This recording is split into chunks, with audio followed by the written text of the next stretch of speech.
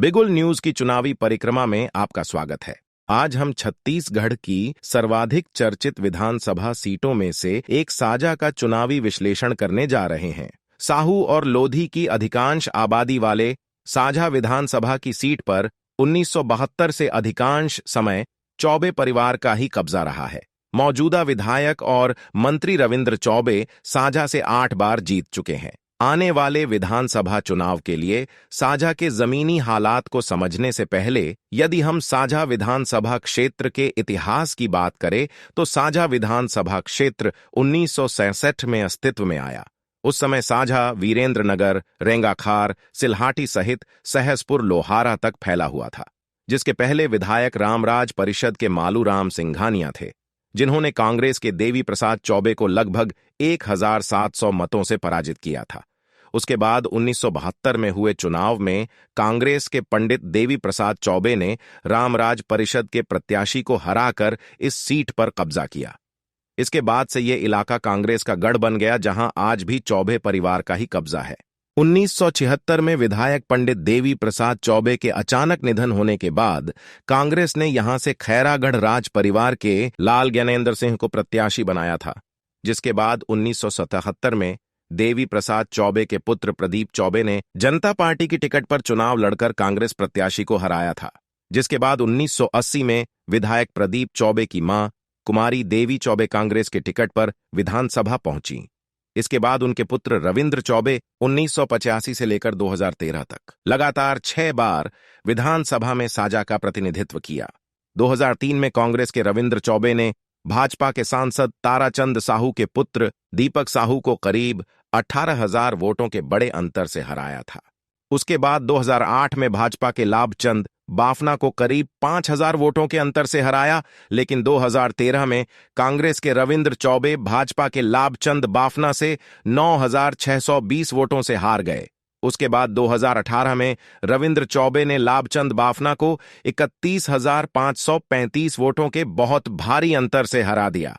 मौजूदा समय में 2023 के विधानसभा चुनाव के लिए रविंद्र चौबे कांग्रेस की ओर से एक बार फिर मैदान में हैं, जबकि भारतीय जनता पार्टी की ओर से 4 युवा जिला पंचायत सदस्यों द्वारा दावेदारी प्रस्तुत की गई है, जिसमें साहू समाज से जितेंद्र साहू और सुनीता साहू, जबकि लोधी समाज से जिला पंचायत सदस्य गोविंद पटेल और बनाऊ वर्मा ने दावेदारी प्रस्तुत की है। यहां गौर करने वाली बात यह है कि साझा की विधानसभा से दावेदारी के लिए जिला पंचायत सदस्य जितेंद्र साहू ने लंबे समय से तैयारी करते हुए पूरे विधानसभा क्षेत्र में जगह जगह संपर्क शुरू कर दिया था। उनके समर्थकों द्वारा जगह जगह उनके होर्डिंग अनेक जगह में बहुत पहले से लगाए जाने लगे, जबकि जिला पंचायत सदस्य गोविंद पटेल ने भी अपनी दावेदारी मजबूती से प्रस्तुत की है।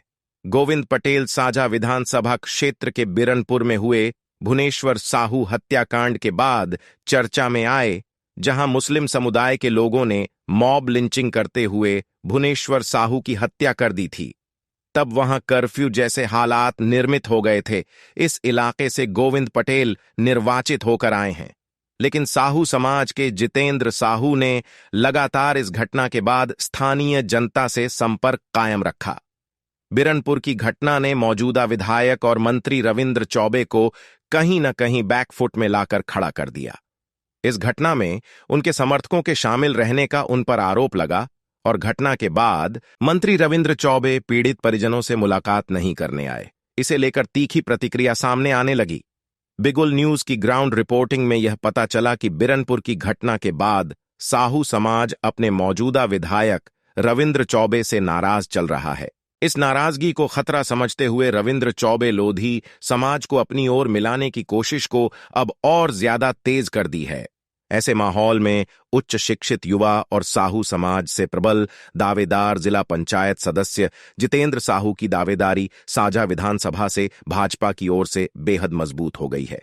इलाके में जितेंद्र साहू की लगातार सक्रियता से रविंद्र चौबे और उनके समर्थक खासे परेशान हैं। भाजपा ने लोधी समाज को संतुष्ट करने के लिए डोंगरगांव से पिछड़ा वर्ग प्रकोष्ठ के प्रदेश अध्यक्ष भरत वर्मा को टिकट देने का लगभग मन बना लिया है और लोधी समाज के स्थानीय नेताओं से भी लगातार संपर्क शुरू कर दिया है। कुल मिलाकर 2023 का विधानसभा चुनाव साजा विधानसभा क्षेत्र में बेहद रोमांचक होने वाला है। ग्राउंड रिपोर्टिंग के दौरान बिगुल न्यूज को स्थानीय जनता में अनेक जगह परिवर्तन की मांग भी सुनाई दी। मौजूदा विधायक और मंत्री से ढेर सारी शिकायतें हैं। जाति का समीकरण के अलावा जनता की ढेर सारी अपेक्षाओं का आने वाले विधानसभा चुनाव के नजर से जनता की कैसी प्रतिक्रिया रहती है, इस पर बिगुल न्यूज की लगातार नजर बनी रहेगी। इलेक्शन डेस्क, बिगुल न्यूज।